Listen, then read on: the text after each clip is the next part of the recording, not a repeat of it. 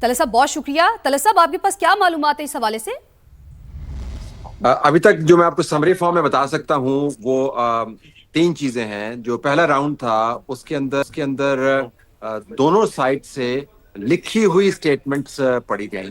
ایران نے اپنی سٹیٹمنٹ، امریکہ نے اپنی سٹیٹمنٹ پڑھی، اور اس کے بعد پاکستان کی میڈیشن اور قطر کی معاونت کے ساتھ ان سٹیٹمنٹس کے اندر جو جوائنٹ پوائنٹس تھے، اکٹھے پوائنٹس تھے، میٹنگ گراؤنڈ جس کو کہا جاتا ہے، اس کے اوپر بات چیت ہوئی.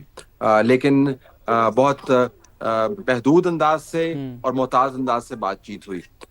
ریٹن سٹیٹمنٹس کے بعد کوشش کی گئی کہ اب معاملات کو آگے بڑھایا جائے اور باقاعدہ کمٹمنٹس لی جائیں.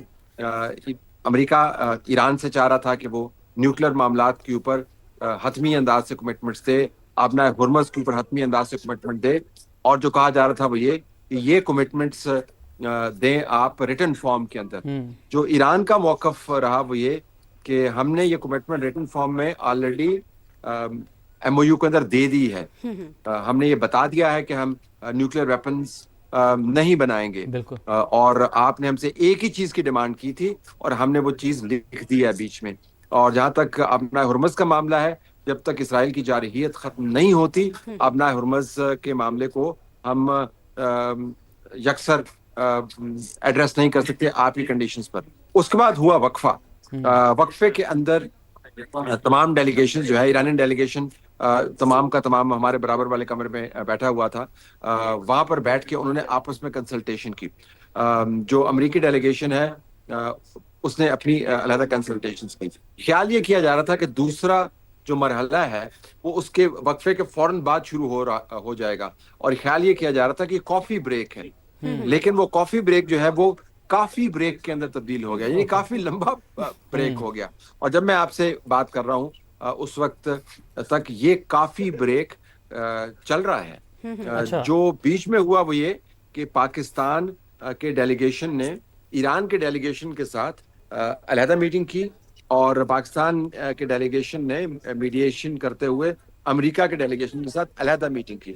اس کے بعد ہمارا خیال تھا کہ شاید یہ معاملات طے ہو جائیں اور دوسرا جو راؤنڈ ہے وہ شروع ہو جائے.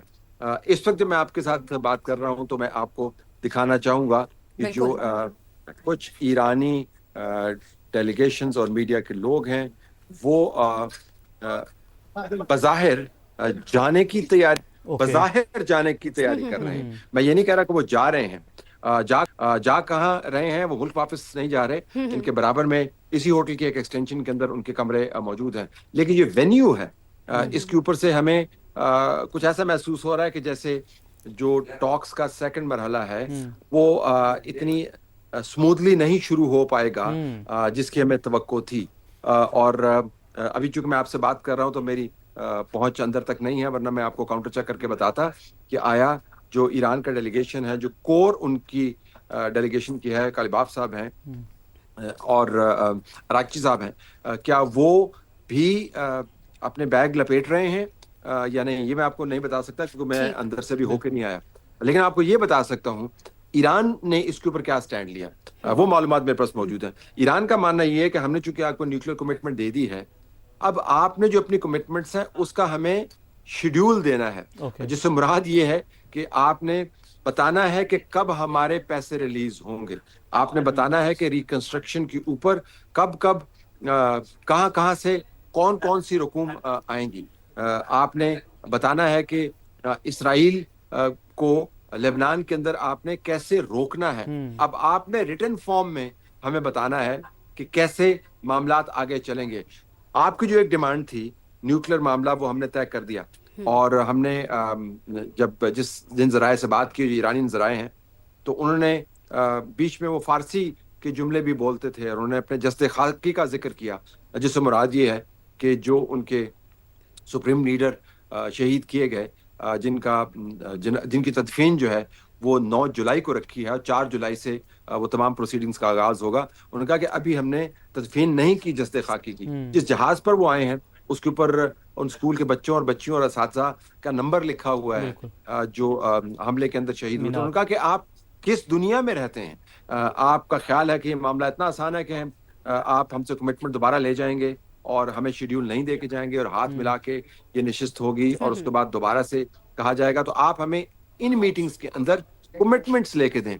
तो अभी जब मैं आपसे बात कर रहा हूँ तब तक मैं आपको बता सकता हूँ कि अगर इस बात के दौरान शुरू हो गया हो तो अलग बात है कि जो सेकंड राउंड है वो अभी शुरू नहीं हुआ। सही। तलत साहब, जो पहला राउंड है वो कितनी देर तक, वो कितने वक्त तक वो जारी रहा और क्या वजह बनी, कौन कौन से वो पॉइंट्स थे? क्योंकि जब ये पहला राउंड इनका शुरू हुआ था तभी अमेरिकी सदर के ट्वीट्स आना शुरू हो गए थे और बड़ी सख्त जो है उन्होंने अगेंस्ट एक मरतबा फिर से वो जबान या वही अल्फाज इस्तेमाल की जो ईरान का रद्द-ए-अमल भी इस पर आ गया जी, उस पर ईरान का रद्द-ए-अमल भी आया, उस पर भी एहतजाज किया। तो क्या ये ट्वीट्स भी कहीं ना कहीं रीजन आप समझते हैं इसमें, इस तल्खी की जो बनी है? मेरा नहीं ख्याल कि जो डेलीगेशंस हैं वो इन ट्वीट्स के जेरे असर अपना काम कर रहे हैं, लेकिन ये कमरों से बाहर जो जंग चल रही है, जाहिर है वो अंदर की जो जंग है उसके साथ मुमासलत रखती है।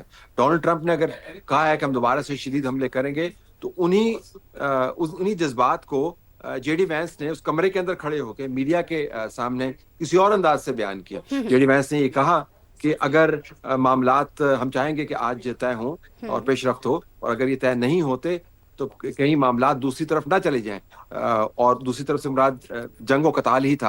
अंदाज वही था।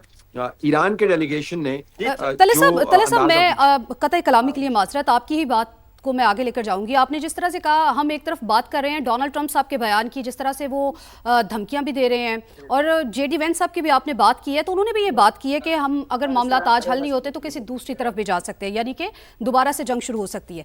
इसको हम क्या समझे, जरा इसको आप क्लियर कीजिएगा, हमारे नाजरीन को आप समझाइएगा। इसको हम ईरान पर दबाव डालने की एक स्ट्रेटेजी समझे या फिर प्लान बी इसको हम समझे? जी, अब मैं आपको ये बता सकता हूं कि ईरान की डेलीगेशन के बहुत सारे लोग अपने ट्रकों में सामान को लाद कर अपने इसी बिल्डिंग के से जो मुंसलिक होटल रूम्स हैं उनके अंदर मुंतकिल हो रहे हैं।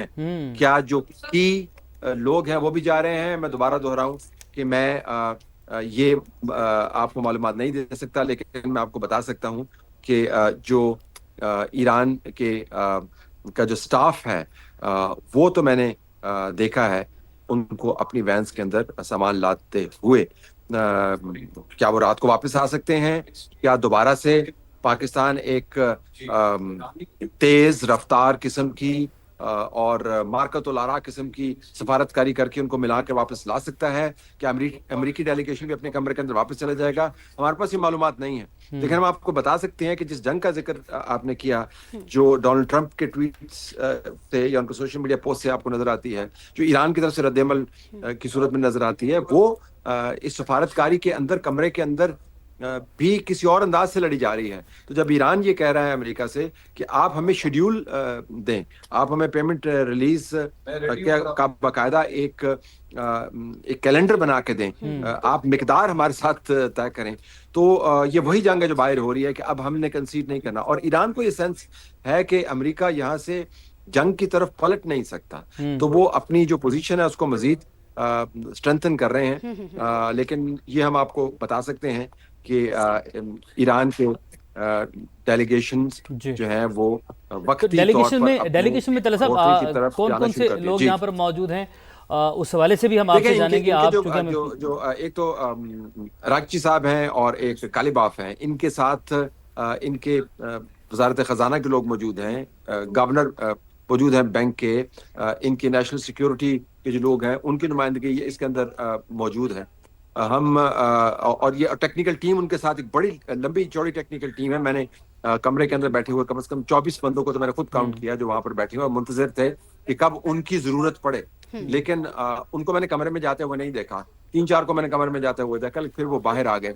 तो टेक्निकल टीम तक तो बात पहुंची ही नहीं। मेरे ख्याल में जो की नेगोशिएटर्स हैं उनके दरमियान ही शायद मामलात उस हद तक नहीं पहुंचे कि टेक्निकल टीम्स की मदद तलब की जाए। ठीक है।